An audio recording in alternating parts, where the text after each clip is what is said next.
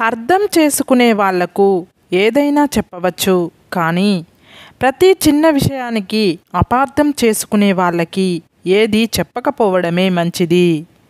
మీ లైఫ్లో ఎదుటివారిపై ప్రేమను చూపించడమే జీవితాంతం యవ్వనంగా ఉండేందుకు ఏకైక మార్గం.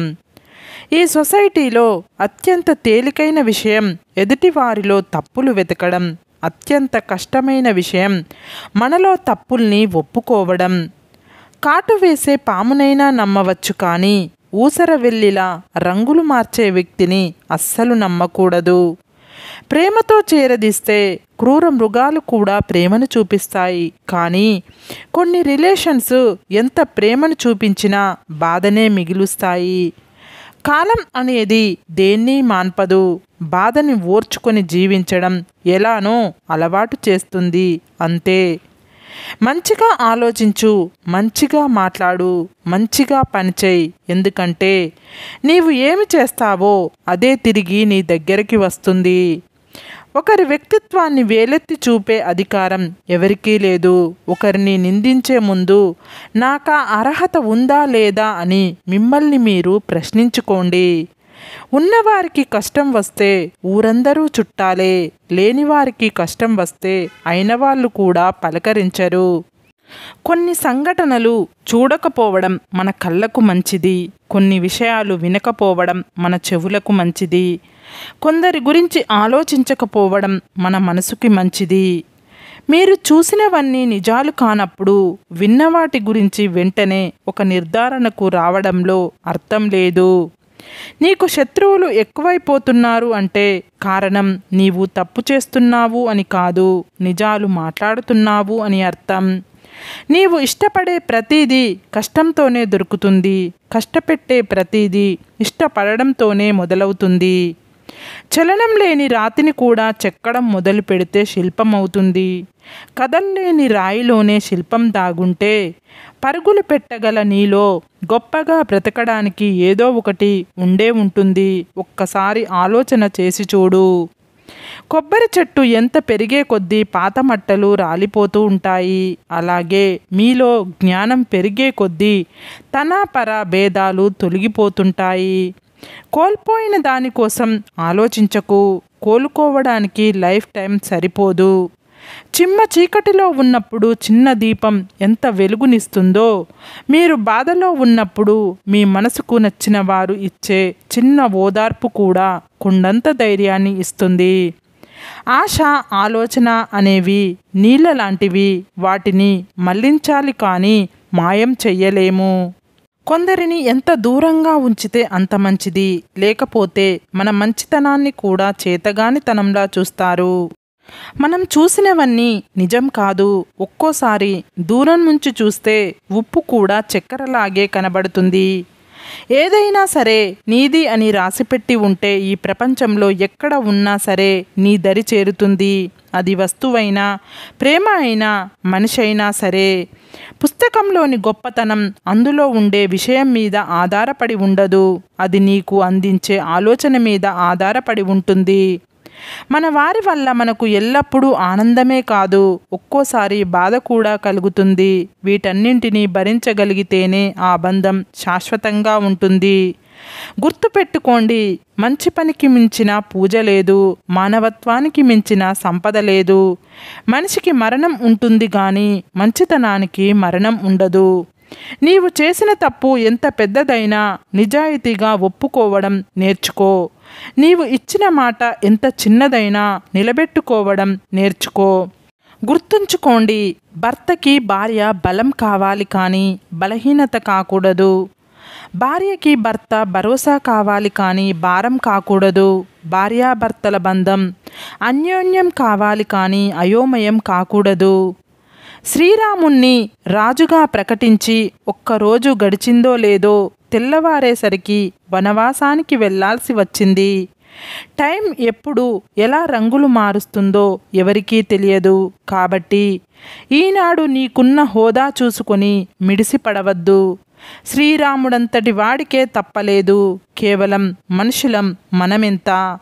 మంచి వాళ్ళతో మంచిగా ఉండండి, కానీ చెడ్డవారిలో చెడ్డగా ఉండకండి.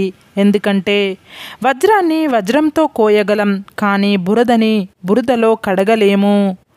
బద్ధకస్తురాలైన స్త్రీని వివాహం చేసుకున్న మగాడు సుఖపడలేడు. ఎందుకంటే వారు అతనికి ఏ సహాయం కావాలన్నా చెయ్యడానికి ఇష్టపడరు. దానివల్ల వారు భర్తని కూడా ద్వేషిస్తారు. నిరాశ పడేవాడు ఎప్పుడు తనకు వచ్చిన ప్రతి అవకాశంలో కష్టాన్ని చూస్తాడు. ఆశావాది ఎప్పుడు తనకు వచ్చిన ప్రతి కష్టంలో అవకాశం కోసం వెతుకుతాడు. భార్య ముందు భర్త ఈ 3 పనులు చేయకూడదు. 1. మీకు ఎంత బాధ కలిగినా మీ భార్య ముందు మాత్రం ఎప్పుడూ కన్నీళ్లు రానివ్వద్దు. 2. ఆమెను అందరిలో విలువ తక్కువగా చూడకూడదు. నలుగురిలో తక్కువ చేసి మాట్లాడకూడదు. 3. మీ భార్య కుటుంబ సభ్యుల గురించి చెడుగా మాత్రం ఎప్పుడూ మాట్లాడకండి. భూమిని చీల్చుకొని బయటపడ్డాకే విత్తనం మహావృక్షం అవుతుంది. అలాగే కష్టాలు ఎదుర్కొని ముందుకు సాగితేనే గొప్ప విజయాలు సాధ్యమవుతాయి.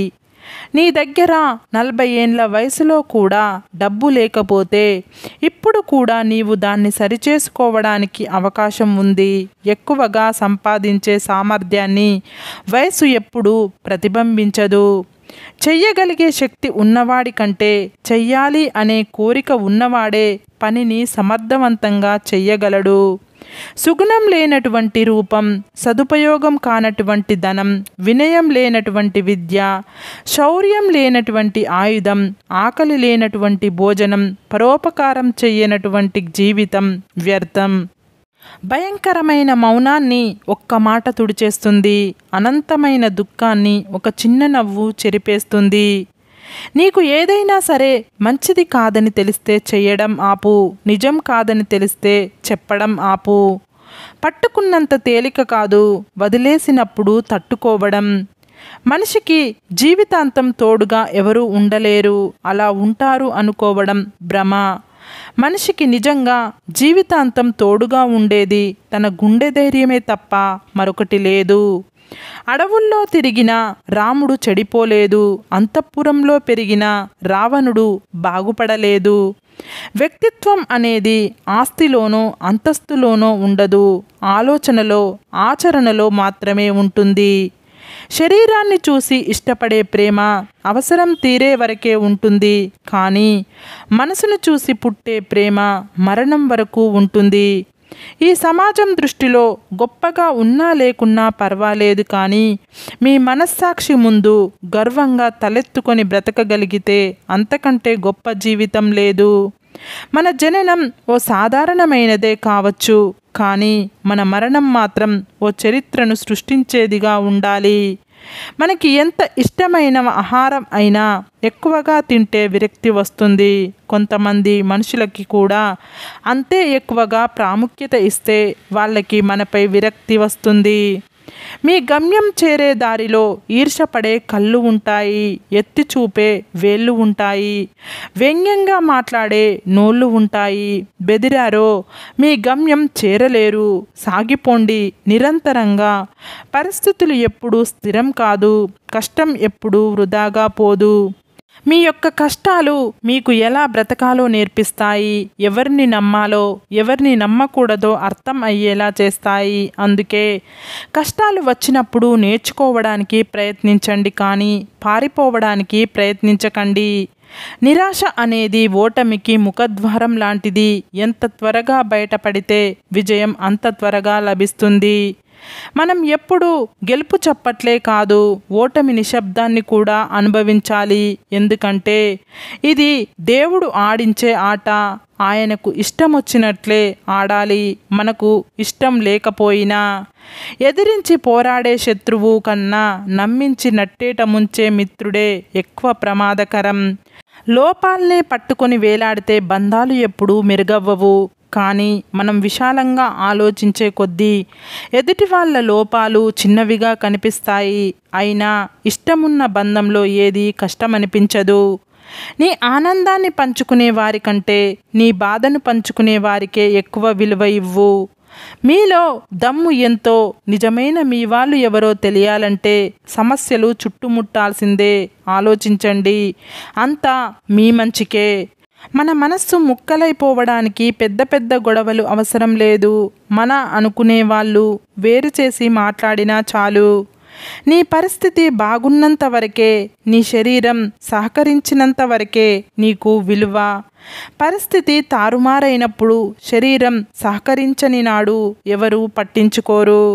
సరే ఫ్రెండ్స్, ఈ వీడియో కనుక మీకు నచ్చినట్లయితే ఇలాంటి మంచి వీడియోల కోసం మా ఛానల్ని లైక్ చేసి మీ ఫ్రెండ్స్ రిలేటివ్స్కు షేర్ చేసి తప్పకుండా సబ్స్క్రైబ్ చేసుకోండి. సబ్స్క్రైబ్ చేసుకున్న వెంటనే పక్కనున్న బెల్ ఐకాన్ని క్లిక్ చేయండి. Bye friends.